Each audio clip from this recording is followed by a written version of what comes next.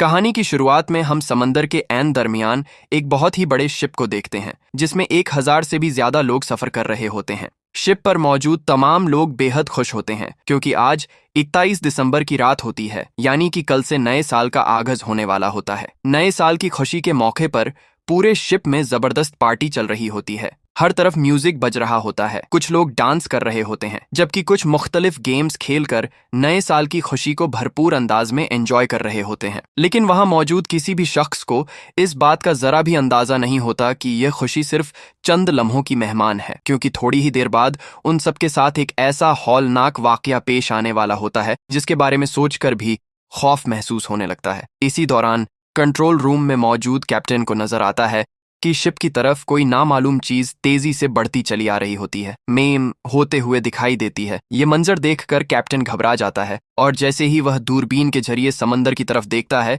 उसे सामने से एक इंतहाई बड़ी लहर शिप की तरफ बढ़ती हुई नजर आती है। यह देखकर कैप्टन की आंखें हैरत से खुली की खुली रह जाती हैं और वह फौरन शिप का रुख मोड़ने की कोशिश करने लगता है, लेकिन इतने कम वक्त में शिप को मोड़ना मुमकिन नहीं था। दूसरी जानिब वह देव हैकल लहर तेजी से उनकी तरफ बढ़ रही होती है। यह देखकर कैप्टन समझ जाता है कि चंद ही लम्हों में यह लहर हमारी शिप से टकरा जाएगी। इसीलिए वह फौरन शिप का इमरजेंसी बटन दबा देता है और वहां मौजूद तमाम लोगों को आने वाले खतरे से वार्न कर देता है। जब शिप में मौजूद लोगों को मालूम होता है कि कुछ ही देर में एक बहुत बड़ी लहर उनकी शिप से टकराने वाली है, तो हर तरफ अफरा तफरी मच जाती है और सब लोग जान बचाने के लिए इधर उधर भागने लगते हैं। मगर बदकिस्मती से किसी के पास भी महफूज जगह मौजूद नहीं होती। इसी दौरान एक बहुत ही बड़ी लहर पूरी ताकत के साथ शिप से आ टकराती है। ये टक्कर इतनी शदीद होती है कि कई लोग तो एक ही झटके में अपनी जान गंवा बैठते हैं, जबकि शिप मुकम्मल तौर पर दूसरी तरफ उलट जाती है, यानी जो हिस्सा पहले ऊपर था वह नीचे चला जाता है और जहां लोग कुछ देर पहले पार्टी कर रहे थे वह हिस्सा ऊपर आ जाता है। शिप के पलटते ही तमाम सामान दूसरी तरफ गिरने लगता है और उसी दौरान बहुत से लोग भी हवा में उछलकर सामने मौजूद दीवार से टकरा जाते हैं, जिसकी वजह से वह मौके पर ही हलाक हो जाते हैं। कुछ लोग समंदर के पानी में गिरकर अपनी जान से हाथ धो बैठते हैं, जबकि कुछ लोग शिप में होने वाले ब्लास्ट की वजह से मारे जाते हैं। उधर शिप के कंट्रोल रूम में भी तेजी से पानी भरने लगता है, जिसके बाइस वहां मौजूद तमाम ऑफिसर्स अपनी जान से हाथ धो बैठते हैं। अब यहाँ हम शिप के अंदर की सिचुएशन देखते हैं, जहाँ हर चीज तहस नहस हो चुकी होती है और सामान हर तरफ बिखरा हुआ नजर आता है। हॉल में मौजूद तमाम लोग शदीद परेशानी में मुब्तला होते हैं, क्योंकि उनमें से बहुत से अफराद अपने प्यारों को हमेशा के लिए खो चुके होते हैं। कुछ देर बाद हॉल में शिप का एक ऑफिसर आता है और सब लोगों से कहता है कि हमारे पास एक अच्छी खबर भी है और एक बुरी खबर भी। बुरी खबर यह है कि हमारी शिप से एक बहुत बड़ी सुनामी की लहर टकराई थी, जिसकी वजह से ये शिप मुकम्मल तौर पर उलट गई है। इसीलिए अब यहाँ से कोई भी बाहर नहीं जा सकता, क्योंकि शिप से निकलने का वाहिद रास्ता नीचे पानी में डूब चुका है। जबकि अच्छी खबर यह है कि लहर के टकराने से चंद मिनट्स पहले हमारे ऑफिसर्स ने रेस्क्यू टीम को इत्तला दे दी थी। इसीलिए अब किसी को भी ज्यादा परेशान होने की जरूरत नहीं, क्योंकि रेस्क्यू टीम जल्द हेलीकॉप्टर के जरिए यहाँ पहुंच जाएगी और हम सबको बचा लेगी। इसी दौरान हम शिप के अंदर एक शख्स को देखते हैं जिसका नाम डिलन होता है। डिलन पहले यूएस नेवी में खिदमत अंजाम दे चुका होता है, इसीलिए वह फौरन समझ जाता है कि हम सब समंदर के बीचों बीच फंस चुके हैं। यहाँ रेस्क्यू टीम को पहुंचने में काफी वक्त लगेगा, इसलिए अगर जिंदा बचना है तो मुझे खुद ही कुछ करना होगा। यह सोचकर वह सामने दीवार पर लगे शिप के मैप को गौर से देखने लगता है, ताकि यहाँ से बाहर निकलने का कोई रास्ता तलाश कर सके। मगर उसे बाहर जाने का कोई भी रास्ता नजर नहीं आता, क्योंकि जिस रास्ते से बाहर निकला जा सकता था वह मुकम्मल तौर पर पानी के नीचे डूब चुका होता है। लेकिन यहाँ डिलन हिम्मत नहीं हारता। वह बाहर निकलने की तैयारी शुरू कर देता है और एक मरे हुए आदमी के पास जाकर उसकी जेब से जरूरत की चंद चीजें निकाल लेता है। इतने में एक छोटा लड़का उसके पास आता है और उससे पूछता है, आप क्या कर रहे हैं? इस पर डिलन जवाब देता है, मैं यहाँ से बाहर निकलने की तैयारी कर रहा हूँ। ये सुनकर वह बच्चा कहता है, आप यहाँ से नहीं निकल सकते, क्योंकि कुछ देर पहले शिप के ऑफिसर ने बताया था कि शिप के पलट जाने की वजह से यहाँ से बाहर निकलने का कोई भी रास्ता मौजूद नहीं है। तब डिलन उससे कहता है, यहाँ से निकलने का एक रास्ता जरूर है, लेकिन उसके लिए मुझे ऊपर जाना पड़ेगा। उसी वक्त उस लड़के की मॉम वहां आ जाती है और वह बच्चा फौरन अपनी मॉम को बता देता है कि डिलन को यहाँ से बाहर निकलने का एक रास्ता मालूम है। ये सुनकर उस बच्चे की मॉम डिलन से पूछती है, क्या वाकई तुम्हें यहाँ से बाहर निकलने का रास्ता मालूम है? जिस पर डिलन इस बात में सिर हिलाकर जवाब देता है। इतने में वहाँ एक बिजनेसमैन और एक बूढ़ा आदमी भी आ जाते हैं और उन्हें भी मालूम हो जाता है कि डिलन को यहाँ से बाहर निकलने का रास्ता मालूम है। तब वह बूढ़ा आदमी डिलन से कहता है, मैं एक आर्किटेक्ट हूँ, मुझे अच्छी तरह मालूम है कि इस जहाज को किस अंदाज में डिजाइन किया गया है और मेरे अंदाजे के मुताबिक इस शिप को इस तरह डिजाइन नहीं किया गया कि यह उल्टा होने के बाद भी पानी की सतह पर तैरता रहे। अब यह शिप आहिस्ता आहिस्ता पानी में डूब रहा है और अगर हमने जल्द यहाँ से निकलने का कोई रास्ता न ढूंढा तो हम सब अपनी जान गंवा बैठेंगे। अब यहाँ उनके साथ मौजूद बिजनेसमैन डिलन से कहता है, मैं भी तुम्हारे साथ जाना चाहता हूँ। इस पर डिलन इनकार में जवाब देता है और कहता है, मैं हमेशा अकेले काम करता हूँ। ये सुनकर बिजनेसमैन कहता है, हमें सबको मिलकर एक साथ यहाँ से बाहर निकलने का रास्ता तलाश करना चाहिए। अगर हम में से हर शख्स अकेले निकलने की कोशिश करेगा तो हम सब मारे जाएंगे। तब वहां मौजूद बाकी लोग भी डिलन से कहते हैं, ये आदमी बिल्कुल ठीक कह रहा है, हमें एक टीम की तरह मिलकर बाहर निकलने का रास्ता ढूंढना चाहिए। आखिरकार डिलन उन सब की बात मान लेता है। अब यहाँ वह बिजनेसमैन शिप के एक वेटर को अपने पास बुलाता है और उसे पूछता है, यहाँ से ऊपर जाने का शॉर्टकट रास्ता कौन सा है? इस पर वेटर जवाब देता है, शिप के ऑफिसर ने मुझे सख्ती से मना किया है कि मैं किसी को भी यहाँ से बाहर निकलने वाला रास्ता न बताऊं, क्योंकि वह रास्ता इंतहाई खतरनाक है और वहां से गुजरते हुए तुम लोगों की जान भी जा सकती है। तब वह बिजनेसमैन वेटर से कहता है, तुम एक साल में जितनी कमाई करते हो मैं तुम्हें उससे दोगुनी रकम दूंगा, लेकिन उसके बदले तुम्हें हमें यहाँ से बाहर निकलने का रास्ता दिखाना होगा। आखिरकार यह बात सुनकर वेटर उनकी मदद करने के लिए तैयार हो जाता है। अब यह सब लोग ऊपर की जानिब बढ़ना शुरू कर देते हैं। उनका मकसद शिप के उस हिस्से तक पहुंचना होता है जहां उसके बड़े बड़े प्रोपेलर्स मौजूद थे, क्योंकि यहां से बाहर निकलने का सिर्फ यही एक रास्ता था। जब यह लोग ऊपर की तरफ जा रहे होते हैं तो नीचे हॉल में मौजूद तमाम लोग उन्हें जाते हुए देख लेते हैं। ये मंजर देखकर ऑफिसर सबसे कहता है कि यह लोग बेवकूफ़ी कर रहे हैं, क्योंकि ऊपर जाकर उनका सामना सिर्फ मौत से होगा। लेकिन ऑफिसर इस हकीकत से बेखबर होता है कि यह शिप आहिस्ता आहिस्ता पानी में डूब रहा है, जिसकी वजह से किसी भी लम्हे हॉल के अंदर पानी भर सकता है। इसीलिए ऑफिसर तमाम गार्ड्स को हुक्म देता है कि वह हर दरवाजा बंद कर दें ताकि पानी अंदर दाखिल न हो सके और जो लोग ऊपर चले गए हैं वह भी दोबारा वापस अंदर न आ सके। दूसरी तरफ यह लोग मुसलसल आगे बढ़ रहे होते हैं और उसी दौरान रास्ते में उन्हें चंद लोगों की डेड बॉडीज जमीन पर पड़ी हुई नजर आती है। यह खौफनाक मंजर देखकर सब लोग बुरी तरह घबरा जाते हैं। कुछ दूर मजीद आगे जाने के बाद वह देखते हैं कि चारों तरफ सामान बिखरा हुआ है, जिसकी वजह से रास्ता मुकम्मल तौर पर बंद हो चुका है और उन्हें ऊपर जाने के लिए कोई भी रास्ता दिखाई नहीं देता। तब यह लोग लिफ्ट का दरवाजा खोलते हैं। दरवाजा खोलने के बाद उन्हें मालूम होता है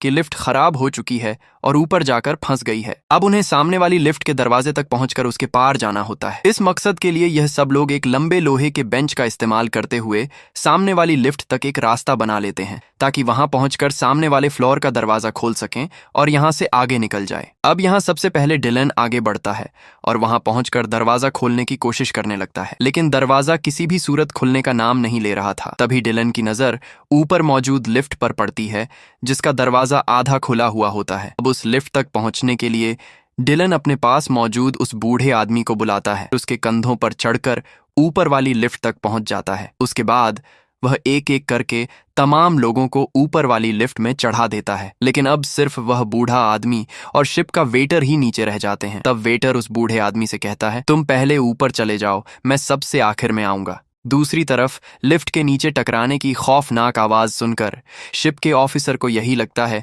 कि ऊपर जाने वाले तमाम लोग मारे जा चुके हैं, लेकिन उसे इस बात का बिल्कुल भी अंदाजा नहीं होता कि अब मौत खुद उसकी तरफ बढ़ रही है। दूसरी तरफ ये सब लोग दोबारा आगे बढ़ना शुरू कर देते हैं और कुछ फासले तक जाने के बाद वह एक डांस क्लब में पहुंच जाते हैं। यहाँ बिजनेसमैन को अपनी बेटी मिल जाती है जो उस डांस क्लब में फंस गई होती है और उसके साथ मजीद 3 लोग भी उनके ग्रुप में शामिल हो जाते हैं। अब उन सब की मजमूई तादाद 9 अफराद हो जाती है और ये सब मिलकर प्लान बनाते हैं कि उन्हें जल्द से जल्द शिप के प्रोपेलर्स वाली जगह तक पहुंचना होगा, क्योंकि शिप मुसलसल आहिस्ता आहिस्ता पानी में डूब रही है और उसके अंदर भी पानी तेजी से बढ़ता जा रहा है। अब यह लोग आगे बढ़ते हुए जब सामने वाला दरवाजा खोलते हैं तो उन सब की आंखें हैरत से खुली की खुली रह जाती हैं, क्योंकि आगे का रास्ता मुकम्मल तौर पर बंद हो चुका होता है, जबकि नीचे ग्राउंड फ्लोर में बहुत ज्यादा पानी जमा हो चुका होता है। अब दूसरी साइड पर जाने के लिए सिर्फ एक ही रास्ता बचा होता है, और वह लिफ्ट की टूटी हुई रेलिंग होती है। उसी रास्ते से यह लोग एक एक करके दूसरी साइड पर जाना शुरू कर देते हैं और टीम के 5 साथी कामयाबी से दूसरी साइड पर पहुंच जाते हैं। अब यहाँ वह बिजनेसमैन उस छोटे लड़के से कहता है, बेटा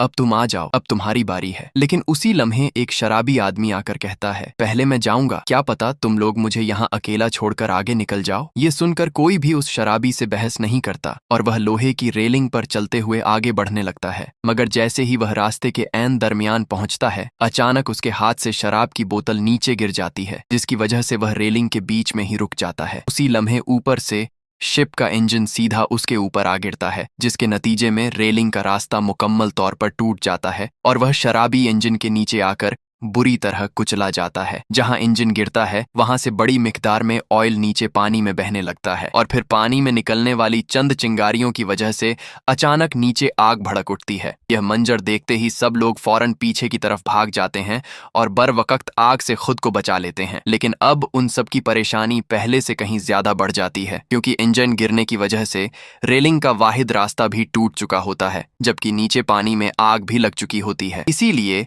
अब उन्हें दूसरी साइड पर पहुंचने का कोई भी रास्ता नजर नहीं आता और अगर यह लोग जल्द से जल्द दूसरी साइड पर न पहुंच सके तो शिप में मुसलसल बढ़ते हुए पानी की वजह से ये सब यहीं फंसकर मारे जाएंगे। अब यहाँ किसी को भी समझ नहीं आ रहा होता कि आखिर उन्हें क्या करना चाहिए, लेकिन उसी दौरान डिलन के जहन में एक जबरदस्त आइडिया आता है। वह एक लंबे पाइप को लोहे की रॉड के साथ मजबूती से बांधता है और फिर खुद नीचे पानी में छलांग लगा देता है। पानी में छलांग लगाने के बाद आग उसका बाल भी बांका नहीं कर पाती, क्योंकि डिलन को पहले ही मालूम था कि आग सिर्फ पानी की सतह के ऊपर फैली हुई है। इसीलिए वह आराम से पानी के नीचे तैरते हुए दूसरी साइड तक पहुंच जाता है। वहां पहुंचकर वह उस पाइप को दूसरी लोहे की रॉड के साथ मजबूती से बांध देता है और इस तरह डिलन बाकी लोगों के लिए भी दूसरी साइड तक पहुंचने का एक महफूज रास्ता बना लेता है। इसके बाद बिजनेसमैन उस छोटे बच्चे को अपने कंधों पर बिठा लेता है और पाइप को पकड़कर लटकते हुए कामयाबी से दूसरी साइड पर पहुंच जाता है। अब यह सब लोग दोबारा आगे की तरफ बढ़ना शुरू कर देते हैं। दूसरी तरफ हम हॉल में मौजूद लोगों को देखते हैं, जहां शिप में मुसलसल पानी भरने की वजह से वह पानी, जिसे अब तक शीशे की खिड़कियां रोके हुए थीं, उसका दबाव बहुत ज्यादा बढ़ जाता है और इसी वजह से उन शीशों में दरारें पड़ना शुरू हो जाती हैं। यह मंजर देखकर हॉल में मौजूद तमाम लोग बुरी तरह घबरा जाते हैं और अब जाकर ऑफिसर को अपनी गलती का एहसास होता है, लेकिन उस वक्त तक बहुत देर हो चुकी होती है। उसी लम्हे खिड़कियों के तमाम शीशे एक साथ टूट जाते हैं और बाहर का पानी इंतहाई तेजी से हॉल के अंदर दाखिल होने लगता है, जिसके नतीजे में वहां मौजूद तमाम लोग पानी में डूबकर अपनी जान गंवा बैठते हैं। हॉल में मौजूद लोगों की खौफनाक चीखें ऊपर मौजूद वह 8 लोग भी सुन लेते हैं और फौरन समझ जाते हैं कि हॉल में मौजूद कोई भी शख्स जिंदा नहीं बचा। वह सब दिल ही दिल में यही सोच रहे होते हैं कि वहां से निकलने का उनका फैसला बिल्कुल दुरुस्त था, क्योंकि अगर वह ऑफिसर की बात मानकर बाकी लोगों के साथ हॉल में ही रुके रहते तो इस वक्त वह भी मर चुके होते। इसके बाद यह सब लोग दोबारा शिप के प्रोपेलर्स वाली जगह तक पहुंचने का रास्ता तलाश करने लगते हैं। जब वह सामने वाला दरवाजा खोलने की कोशिश करते हैं तो दरवाजा जरा सा खुलते ही शदीद प्रेशर के साथ पानी अंदर आने लगता है। इसका मतलब यह था कि दरवाजे की दूसरी तरफ पहले ही बहुत ज्यादा पानी जमा हो चुका था और अब इस रास्ते से बाहर जाना नामुमकिन था। ये देखकर सब लोग एक बार फिर शदीद परेशान हो जाते हैं, क्योंकि अब उनके पास यहां से निकलने का कोई भी रास्ता बाकी नहीं बचा था। उसी दौरान बिजनेसमैन की नजर वेंटिलेशन के एक छोटे से रास्ते पर पड़ती है। दूसरा कोई रास्ता न होने की वजह से ये सब लोग उसी तंग वेंटिलेशन के अंदर दाखिल हो जाते हैं और कुछ दूर आगे बढ़ने के बाद उन्हें ऊपर की तरफ रोशनी दिखाई देने लगती है। ये मंजर देखकर सब लोग खुश हो जाते हैं, क्योंकि उन्हें लगता है कि शायद उसी जगह से बाहर निकला जा सकता है। लेकिन बुरी बात यह थी कि उसी वक्त नीचे से वेंटिलेशन के रास्ते में इंतहाई तेजी से पानी भरना शुरू हो जाता है। चूंकि वेंटिलेशन के उस तंग रास्ते में डिलन सबसे पीछे होता है, इसलिए वह बिजनेसमैन से कहता है, जल्दी से ऊपर जहां रोशनी आ रही है वहां पहुंचो, क्योंकि नीचे से पानी बहुत तेजी से हमारी तरफ बढ़ रहा है। जैसे तैसे करके बिजनेसमैन ऊपर रोशनी वाली जगह तक पहुंच जाता है, लेकिन वहां पहुंचने के बाद वह देखता है कि उस रास्ते पर एक मजबूत लोहे की ग्रिल लगी हुई है। वह उस ग्रिल को खोलने की पूरी कोशिश करता है, मगर कामयाब नहीं हो पाता, क्योंकि उसे नट और बोल्ट की मदद से मजबूती से फिट किया गया होता है। इसके अलावा ग्रिल के सुराख भी इतने छोटे होते हैं कि बिजनेसमैन का हाथ नट और बोल्ट तक नहीं पहुंच पाता। इसीलिए बिजनेसमैन उस औरत के छोटे बच्चे से कहता है, बेटा तुम ऊपर आ जाओ, तुम्हारे हाथ छोटे हैं शायद तुम्हारा हाथ ग्रिल के नट और बोल्ट तक पहुंच जाए। इसके बाद वह छोटा लड़का ऊपर आ जाता है और ग्रिल के सुराख में से अपना हाथ बाहर निकालकर नट और बोल्ट खोलने की कोशिश करता है, लेकिन वह उन्हें नहीं खोल पाता क्योंकि बोल्ट खोलने के लिए किसी नुकीली लोहे की चीज की जरूरत होती है। तब बिजनेसमैन वहां मौजूद सब लोगों से पूछता है, क्या किसी के पास कोई नुकीली चीज है जिसकी मदद से यह नट और बोल्ट खोला जा सके? अब उनके साथ मौजूद एक लड़की अपने गले में पहना हुआ क्रॉस उतारकर बिजनेसमैन को देती है और कहती है, इस क्रॉस से ट्राई करो, शायद इसकी मदद से नट और बोल्ट खुल जाए। इसके बाद वह बच्चा दोबारा अपना हाथ बाहर निकालता है, नट और बोल्ट खोलने लगता है। वह आहिस्ता आहिस्ता उन्हें खोल भी रहा होता है, लेकिन उसी दौरान नीचे से पानी उन तक पहुंच जाता है। क्योंकि सबसे नीचे डिलन मौजूद होता है, इसलिए पानी बढ़ने के बाइस उसके सिर के अलावा उसका पूरा जिस्म पानी में डूब जाता है और चंद ही लम्हों बाद उसका सिर भी पानी में डूबने लगता है। ये देखकर सब लोग उस बच्चे से बार बार कहते हैं कि जल्दी से बोल्ट खोलो। और जैसे ही डिलन मुकम्मल तौर पर पानी में डूबने वाला होता है, एन उसी लम्हे वह बच्चा ग्रिल के दोनों तरफ लगे हुए नट और बोल्ट खोल देता है। इसके बाद यह सब लोग एक एक करके तेजी से बाहर निकल आते हैं। अब वह शिप के प्रोपेलर्स वाली जगह से सिर्फ कुछ ही फासले पर होते हैं और उन्हें सिर्फ 2 फ्लोर मजीद ऊपर जाना होता है। अब यह लोग ऊपर वाले फ्लोर तक पहुंचने के लिए सामने वाला दरवाजा खोलने की कोशिश करते हैं, लेकिन वह दरवाजा दूसरी तरफ से बंद होता है। जब उन्हें कोई दूसरा रास्ता नहीं मिलता तो वह ऊपर लगी हुई टैंक का ढक्कन खोल लेते हैं। उस टैंक के अंदर दाखिल होने के बाद उन्हें मालूम होता है कि यह शिप का स्टेबिलाईजर टैंक है जो मुकम्मल तौर पर बंद है। अब यह सब लोग वहां बुरी तरह फंस जाते हैं क्योंकि वहां से बाहर निकलने का कोई रास्ता मौजूद नहीं होता। सिर्फ एक ही रास्ता था, लेकिन वह भी इंतहाई मजबूती से बंद था। इसके साथ साथ यह लोग अब नीचे भी वापस नहीं जा सकते थे क्योंकि नीचे पूरा शिप पानी से भर चुका होता है। अब यहाँ डिलन फौरन समझ जाता है कि यह एक स्टेबलाइजर टैंक है, इसलिए वह सब लोगों को समझाते हुए कहता है कि इस टैंक को शिप का तवाजुन बरकरार रखने के लिए बनाया गया है। डिलन सब लोगों को समझाता है कि जब यह टैंक मुकम्मल तौर पर पानी से भर जाता है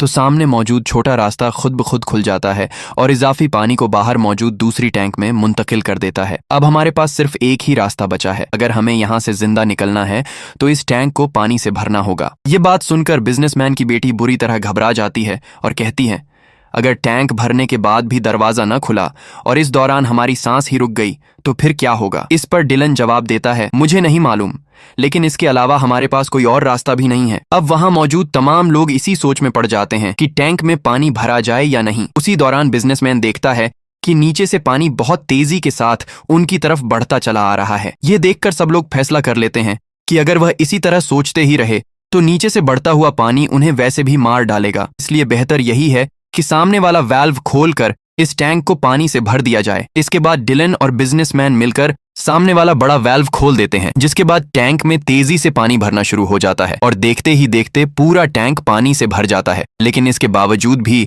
सामने वाला दरवाजा नहीं खुलता। यह देखकर सब लोग इंतहाई मायूस हो जाते हैं और यह समझ लेते हैं कि अब उनकी मौत यकीनी है। मगर एन उसी वक्त टैंक के अंदर पानी का प्रेशर बहुत ज्यादा बढ़ जाता है, जिसकी वजह से सामने वाला दरवाजा अचानक खुल जाता है और एक ही झटके में ये सब लोग दूसरी टैंक में मुंतकिल हो जाते हैं। लेकिन उनकी मुसीबत अभी खत्म नहीं हुई थी क्योंकि दूसरी टैंक पहले ही पानी से भरी हुई थी और अब उन्हें ऊपर वाले फ्लोर तक पहुंचने के लिए पानी के अंदर तैर कर जाना था। इसके बाद सब लोग एक गहरी सांस लेते हैं और पानी के अंदर तैरते हुए दूसरी तरफ बढ़ने लगते हैं। लेकिन सबसे आखिर में मौजूद वह लड़की जब आगे बढ़ रही होती है तो अचानक उसके कपड़े एक तार में फंस जाते हैं, जिसकी वजह से वह वहीं रुक जाती है। अब जब वह खुद को उस तार से छुड़ाने के लिए पूरी ताकत लगाती है तो उसी दौरान उसका सिर सामने मौजूद एक नुकीले लोहे से टकरा जाता है, जिसकी वजह से उसके सिर से तेजी से खून बहने लगता है। खुशकिस्मती से वह बूढ़ा आदमी बर वक्त उस लड़की को देख लेता है और जैसे तैसे करके उसे ऊपर ले आता है, मगर तब तक उसकी सांसें हमेशा के लिए थम चुकी होती हैं। उस लड़की की मौत से वहां मौजूद सब लोग शदीद गमजदा और मायूस हो जाते हैं। अब उस लड़की के मरने के बाद उनकी टीम में सिर्फ 7 लोग बाकी रह जाते हैं। इसके बाद यह सब दोबारा आगे बढ़ना शुरू करते हैं और कुछ देर बाद एक ऐसी जगह पर पहुंच जाते हैं जहां बहुत सारा सामान चारों तरफ बिखरा हुआ पड़ा होता है। उसी दौरान उन्हें बिखरे हुए सामान के पीछे से किसी की आवाज सुनाई देती है। यह आवाज सुनते ही सब लोग समझते हैं कि शायद उनकी मदद के लिए कोई आ गया है। उसी उम्मीद में वह भी जोर जोर से आवाजें लगाने लगते हैं और सामने पड़ा सामान हटाकर रास्ता साफ करने की कोशिश करते हैं। लेकिन जब वह सामान हटा देते हैं तो उन्हें मालूम होता है कि यह आवाज किसी इंसान की नहीं बल्कि एक टेलीफोन की थी। यह हकीकत सामने आने पर सब लोग शदीद मायूस और उदास हो जाते हैं। अब यहाँ डिलन जब मैप में शिप का स्ट्रक्चर देखता है तो उसे मालूम होता है कि वह लोग प्रोपेलर्स वाली जगह के बिल्कुल करीब पहुंच चुके हैं। यह जानकर सब लोग दौड़ते हुए प्रोपेलर्स वाली जगह की तरफ जाते हैं, लेकिन वहां पहुंचकर उनके होश उड़ जाते हैं क्योंकि उस हिस्से में बहुत ज्यादा पानी भरा हुआ होता है। यह मंजर देखकर सब लोग पूरी तरह टूट जाते हैं क्योंकि जिस रास्ते से उन्हें बाहर निकलना था वह मुकम्मल तौर पर पानी में डूबा हुआ था और पिछले कई घंटों की उनकी सारी मेहनत बेकार जाती हुई नजर आती है। अब हर शख्स को अपनी मौत सामने दिखाई देने लगती है, जबकि डिलन भी इंतहाई अफसुर्दा हो जाता है क्योंकि जो लोग उस पर भरोसा करके उसके साथ यहाँ तक आए थे वह उन्हें बचाने में कामयाब नहीं हो सका था। उसी वक्त बिजनेसमैन डिलन के पास आता है और उससे कहता है, उदास मत हो, हम सब तुम्हारे शुक्रगुजार हैं क्योंकि तुमने हम सबकी जान बचाने के लिए अपनी पूरी कोशिश की, मगर शायद हमारी किस्मत में यही लिखा था कि हमारी मौत इसी शिप में होगी। उसी लम्हे हम देखते हैं कि शिप के निचले हिस्से में एक जबरदस्त ब्लास्ट होता है, इससे पूरा शिप जोर से हिलने लगता है। उस धमाके के नतीजे में शिप के प्रोपेलर्स वाला हिस्सा जो पहले पानी में डूबा हुआ था पानी से बाहर आ जाता है। वहां जमा सारा पानी दूसरी तरफ बह जाता है। अब उन लोगों के लिए रास्ता मुकम्मल तौर पर साफ हो चुका होता है और वह फौरन दौड़ते हुए प्रोपेलर्स वाली जगह तक पहुंच जाते हैं। वहां पहुंचकर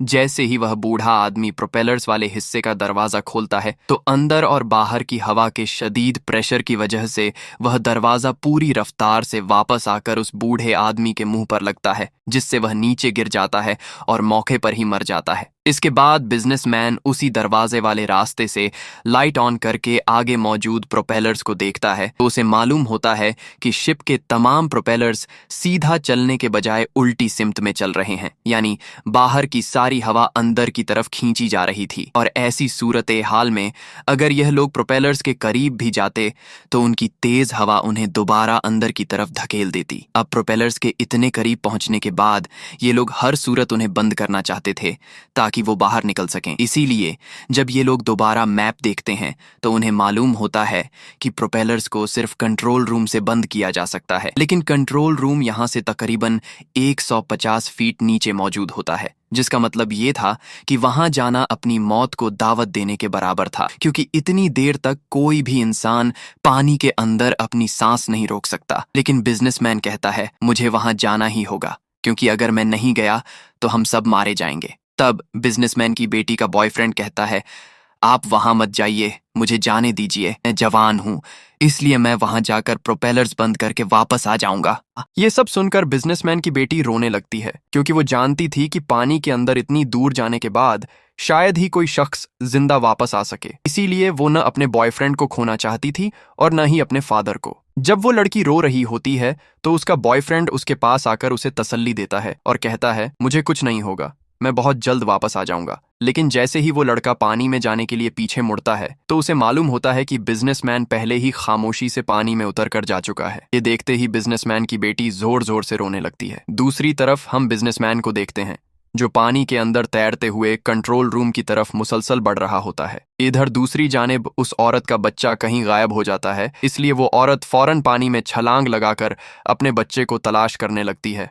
कुछ ही देर बाद उसे अपना बच्चा नजर आ जाता है जो एक ग्रिल के पीछे फंस गया होता है, लेकिन सामने ग्रिल होने की वजह से वो औरत अपने बच्चे तक पहुंच नहीं पाती और बेबसी के आलम में वापस पानी की सतह पर आकर जोर जोर से रोने लगती है। इसी दौरान डिलन वहां पहुंच जाता है। वो फौरन उस ग्रिल का दरवाजा खोलता है और बच्चे को बहिफाजत बाहर निकाल लेता है, जिसके बाद ये तीनों दोबारा ऊपर आ जाते हैं। दूसरी तरफ बिजनेसमैन कामयाबी से कंट्रोल रूम तक पहुंच जाता है, लेकिन वहां जाकर वो देखता है कि प्रोपेलर्स को बंद करने वाला बटन टूट चुका है। ये देखकर बिजनेसमैन पूरी तरह मायूस हो जाता है क्योंकि अब वो प्रोपेलर्स को बंद नहीं कर सकता था। अब काफी देर तक पानी के अंदर रहने की वजह से बिजनेसमैन की सांस जवाब देने लगती है और ऑक्सीजन की कमी के बाइस वो बुरी तरह तड़पने लगता है। लेकिन जैसे ही वो अपनी आखिरी सांसें लेने वाला होता है उसी लम्हे उसकी नजर उस बटन पर पड़ती है जिसकी मदद से प्रोपेलर्स को रिवर्स किया जा सकता था। मरने से चंद लम्हे पहले वो पूरी ताकत के साथ वो बटन दबा देता है, जिसके नतीजे में शिप के प्रोपेलर्स रिवर्स सिमत में घूमना शुरू कर देते हैं और बिजनेसमैन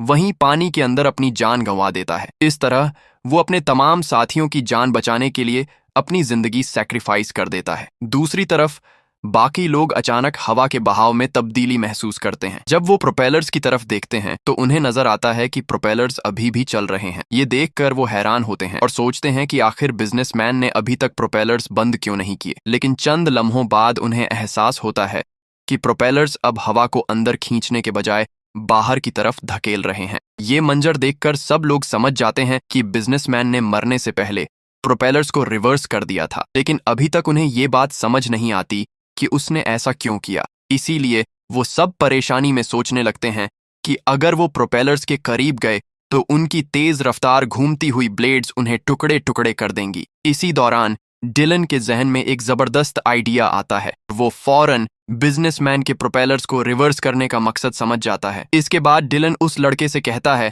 अगर हम प्रोपेलर्स की तरफ कोई बहुत बड़ी चीज फेंक दें तो हम उन्हें रोक सकते हैं। उस लड़के को डिलन का ये आइडिया बहुत पसंद आता है और वो फौरन उसे एक बहुत बड़ा गैस सिलेंडर पकड़ा देता है। इसके बाद डिलन पूरी ताकत से उस गैस सिलेंडर को सीधा प्रोपेलर्स की तरफ फेंक देता है। जैसे ही वो गैस सिलेंडर प्रोपेलर्स से टकराता है, वहां एक जबरदस्त ब्लास्ट होता है और देखते ही देखते हर तरफ आग फैल जाती है। जब आग बुझ जाती है तो ये लोग देखते हैं कि प्रोपेलर्स मुकम्मल तौर पर रुक चुके हैं। ये देखकर सब लोग खुशी से झूम उठते हैं और फौरन शिप के किनारे की तरफ बढ़ने लगते हैं। लेकिन इसी दौरान बिजनेसमैन की बेटी अपने फादर का इंतजार कर रही होती है। उसे पूरी उम्मीद होती है कि उसके फादर जरूर वापस आएंगे, मगर उसे ये मालूम नहीं होता कि वो अपनी जान गंवा चुके हैं। तब वहां उस लड़की का बॉयफ्रेंड आता है और उससे कहता है, तुम्हारे फादर अब इस दुनिया में नहीं रहे, इसलिए उनका इंतजार करना बेफायदा है। अब हमें फौरन यहाँ से निकलना होगा, वरना तुम भी मारी जाओगी। आखिरकार बिजनेसमैन की बेटी अपने बॉयफ्रेंड की बात मान लेती है।